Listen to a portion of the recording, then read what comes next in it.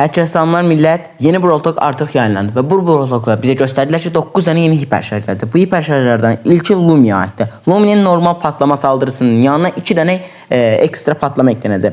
İkinci hiper şarj Dag'a aitti. Dag'ın hiperli ultisi isabet edeceği dost karakteri Dag'ın temel saldırısını kopyalama özelliği verecek.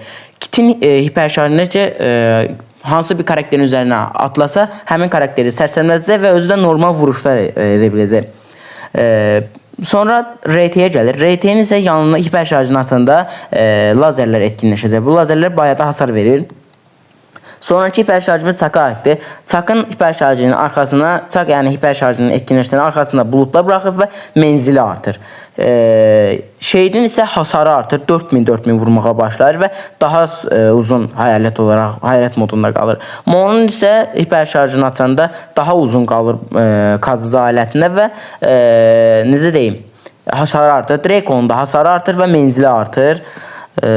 Sonra ve Bonnie'ye geldik. Bonnie ise hiper şarjını aktif elədiyində hansı karakterin üzerinden atlasa həmin karakter sərsəmləyəcək.